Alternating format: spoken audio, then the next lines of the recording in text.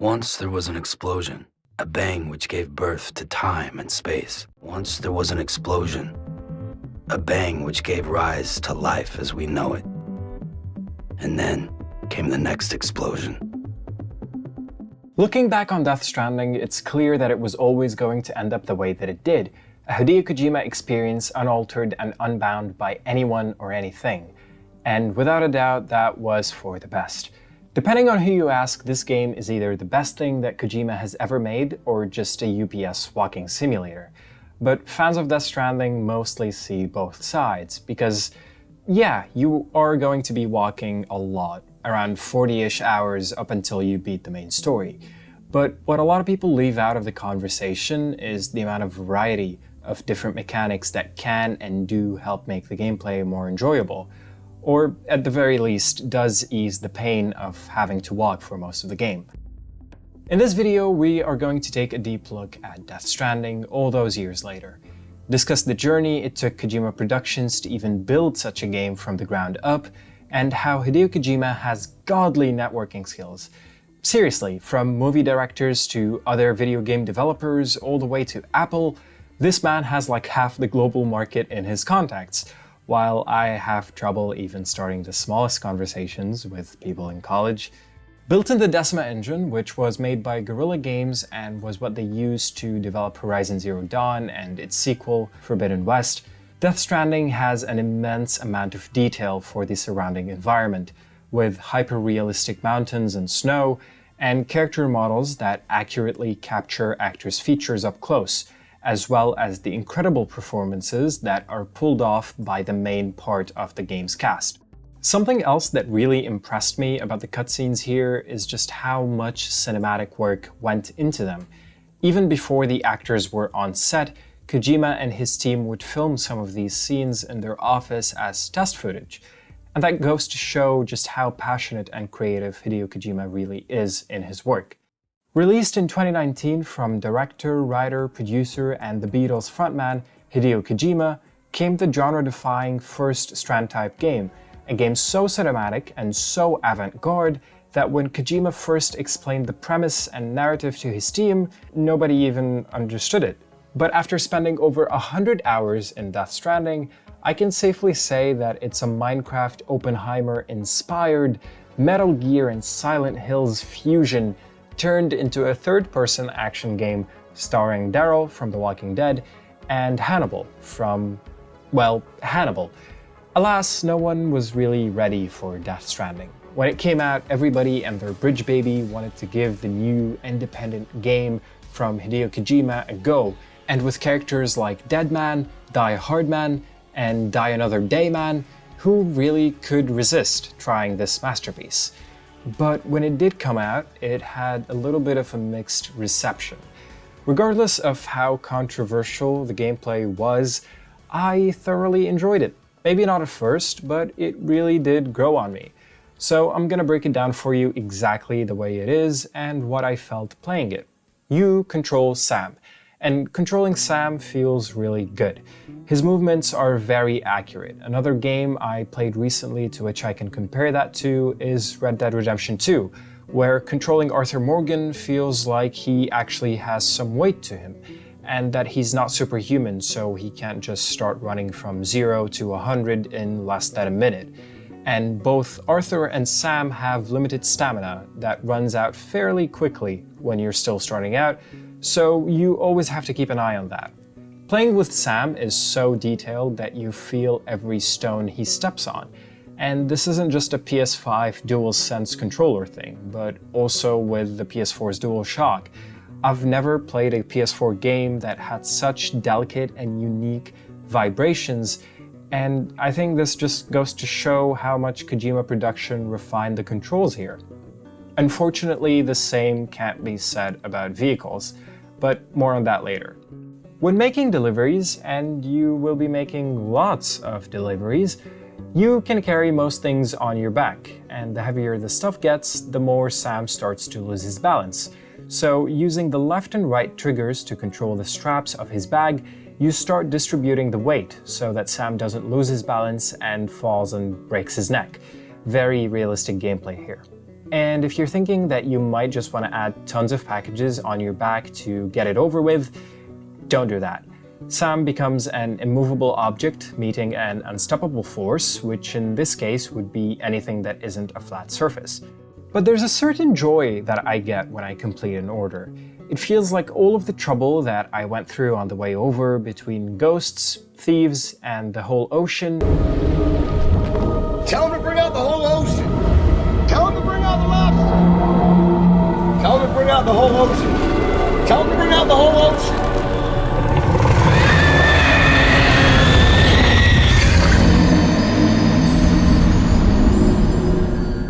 As well as whatever bullshit rock just completely halted my truck, was actually worth it. Which brings us to the next point. Vehicles in Death Stranding are not actually awful, believe it or not, but when put in that terrain of steep mountains and giant rocks everywhere, the vehicles really don't provide much help at all.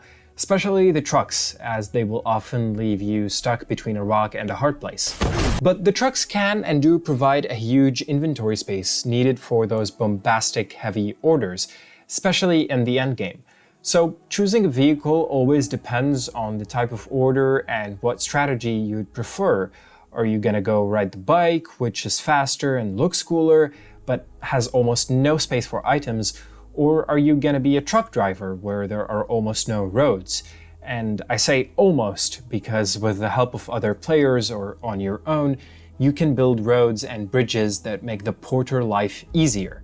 And say you don't even feel like walking or driving, well, you're in luck. You can just zipline from one place to another. You can maybe do that once or twice per trip, or if you really like the idea, you can start your very own zipline roller coaster and never have to step foot on the ground till you reach your destination. Just don't jump off mid-zip. Still, I found the game to be an enjoyable experience, and for the main character, Sam, he makes these deliveries because he's helping rebuild and reunite the cities of America.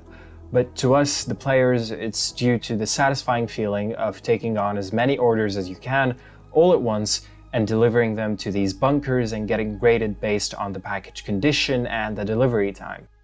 You slowly start to get accustomed to these NPCs, some of who you might even recognize, like Junji Ito. What's he doing here? All of those horror stories finally caught up with him, huh? And if you deliver enough stuff for them, they'll keep praising you by rewarding you with star stickers like your favorite English teacher did back in 4th grade. And eventually let you rest in their bunkers, which is great for those longer distance orders. Essentially, I've received more emotional support from some of these NPCs than my family members, so there's that. But a criticism that some people who played the game still have to this day is that the narrative is a mess overall and nothing ever makes sense. And while that is partially true through the first couple of hours early game, this argument definitely holds no ground later on. Because if you focus on the important moments, you'll definitely walk away understanding and feeling something here. Don't try to understand it. Feel it. More than it just being about making deliveries, Death Stranding is about parenthood. Sam was almost a father once before he lost his family, and as you play the game, he starts to get attached and form a relationship with this weird baby that's stuck in a jar, as it cries when Sam is stressed or injured, and it smiles when you comfort it by rocking it a little. Just don't shake it too hard. More than a walking simulator, Death Stranding is a fatherhood simulator. The atmosphere of Death Stranding is something else. In this barren wasteland, there is a constant cycle of life and death every time rains fall, a way of the world to cleanse itself and kill itself at the same time. Beached things, or BTs for short, are the souls of people left behind after the events of the first Death Stranding. They can't move on as spirits, so they take over territories and start dragging anyone or anything that comes in their way. I remember seeing this interview where Kojima was talking about his mother's passing and how he felt that his parents could live on as ghosts in Death Stranding. And that just makes me feel sad, man. I cannot think of the BTs in this game without thinking about this quote. The story of Death Stranding is simply one about life and death, with some monster energy drinks and bombs that are made of fecal matter in there too, just to mix things up a bit.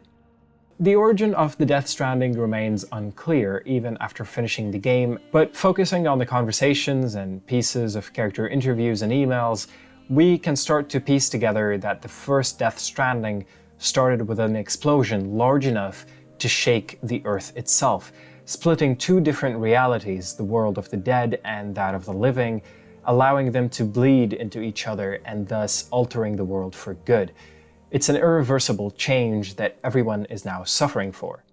And while the exact truth behind what caused the first explosion is vague, the game mentions that the very first void out took place in Manhattan, where doctors were trying to C-section a baby out of its dead mother, and a void out occurred. These void outs that leave massive craters behind started taking place all around the world shortly after, as an effect of a person dying. Either way, in the aftermath, the impact on society and on Earth itself was so devastating beyond repair that humans started secluding themselves away from each other for the remainder of their lives. Soon, the remaining cities of America start to organize a network that keeps them connected and safe against the unknown dangers of BTs and the Death Stranding, and the known threats of outlandish thieves and terrorist groups. With unrest and danger waiting at every turn, some humans decided to rarely ever leave their bunkers. But a new problem now arises. How will people get things they need to survive without risking their survival? And more importantly, how will we as a society remain connected to the internet so we can watch funny cat videos all day and stream Joji? 'Cause sometimes I look in her eyes. Enter porters. They're delivery people, pretty much, but they also risk their lives being out there in the wastelands. And they don't just do this for the sake of delivering things, but also to help with the cause of reconnecting everyone left, instead of the secluded lives they all have. And for Sam, he was kind of forced to live in isolation this way, partially due to his aphantasmophobia, which is the fear of being touched by others, as a result of Sam having another condition/ability called dooms since he was a child, which allows him to sense and feel the presence of BTs. And the dangerous part about it is that it goes both ways, because if you can sense BTs, BTs can also sense you.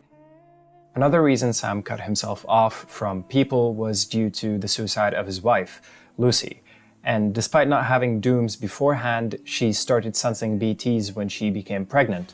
Because the thing with babies is they're not fully alive nor dead, so they can constantly interact with and see dead souls. Someone's happy. Okay, now be aware we are headed into deeper spoiler territory. So either continue watching if you don't care that much, or click off the video, go play the game, and then come back later. Or don't. I'm not your dad. You can do whatever you like. Been a while, Sam. One of my favorite characters in Death Stranding is Fragile. She survived a lot in this world, yet never yielded or gave up. Lea Seydoux' performance is really great here, and one of the things I didn't like about the game's ending was how things between her and Sam kinda just died off. For Sam, Fragile was the companion that he always needed, yet didn't have for a long while, and them going towards different paths at the end of the game kinda broke my heart a little bit, because I wanted to see more of them together, so I'm really excited to see her have a much bigger part to play in Death Stranding 2. Another character I have to mention is Die Hardman. Tommy Earl Jenkins' emotional scene after finishing the game, where he tells Sam about how he feels he owes Cliff his life, is one of the best performances I've ever seen. Throughout the entire game, Die Hardman is very stoic and almost monotone in how he gives the player a lore dump every now and then, or constantly bombarding us with tutorial messages. So to me, that final scene completely turned around his character for me into someone that I can actually care about. Another performance I enjoyed but deliberately chose to keep till the end is Sam Bridges, played by Norman Reedus. Now, I'm a huge fan of Norman and I do love The Walking Dead, And in Death Stranding, he does give off a huge range with the different grunts that he does. But something I didn't like, and I don't know if it's just me, is how little dialogue Sam has outside of the main story. Like, after beating the game and doing different side missions, Norman barely speaks at all, and it just feels weird to be playing with the husk of Norman Reedus that nods its head every now and again and will say a repeated line or two that you've already heard before. I just hope that there is a lot more dialogue outside of main missions for DS2, because as silly as this sounds, this is partially why I've never been able to manage to 100% complete Death Stranding, even though I'm at something like 75%.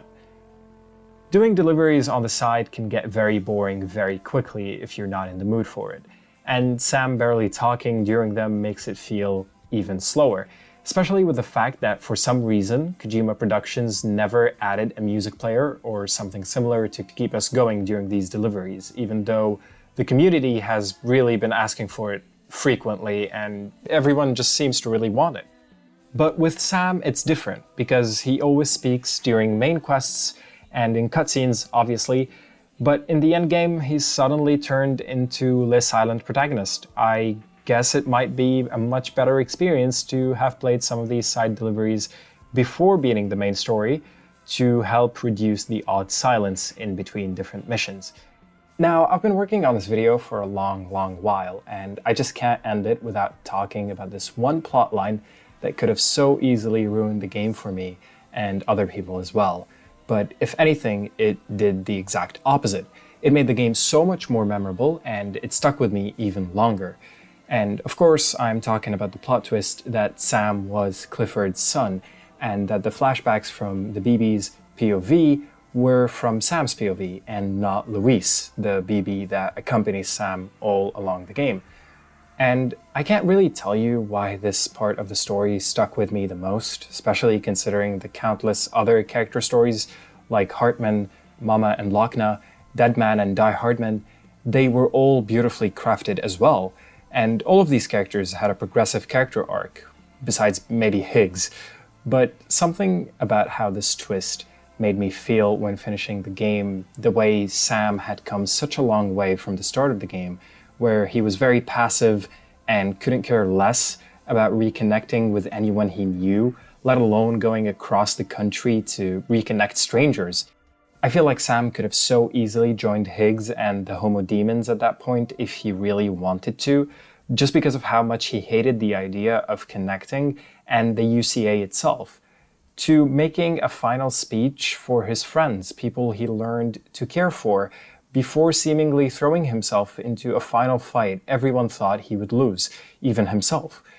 I guess what I'm trying to get at is that Sam had a powerful character progression, as I've learned to build connections and persevere alongside with him. At its core, Death Stranding has so many values tied to goodwill and acts of kindness, as well as sustaining hope at the darkest of days for a better future, even if it's just a short-lived one at that. At the end of the day, this game has had a huge impact on me personally, and I love it. But that doesn't mean that I can't hate on it at the same time. Kojima Productions has undoubtedly made something special, albeit not for everyone, but definitely a memorable experience for their first release that will be remembered.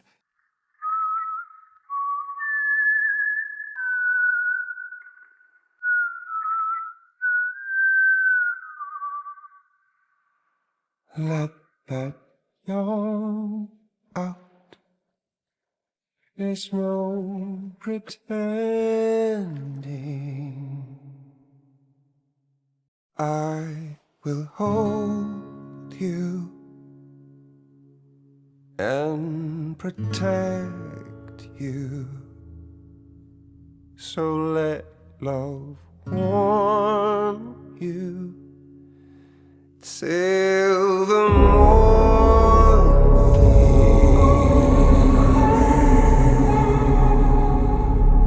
I'll stay. I'll be waiting for you on the beach. With you by your side. I told you before, Sam. Close your tired eyes and I'll wait The past just won't let go. And soon I'll see your smile in a dream. Nothing lasts forever, not even the world. And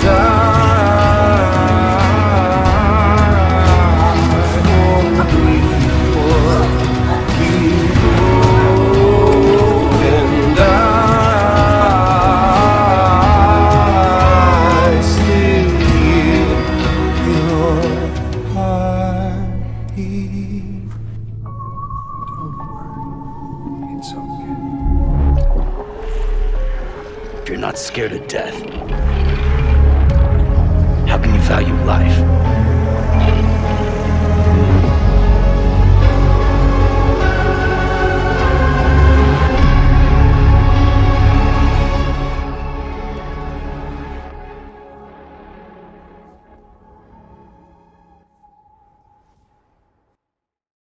Playing this game back in 2020 during the lockdowns was very surreal and weirded me out with how similar the Death Stranding was to what we all went through at the time.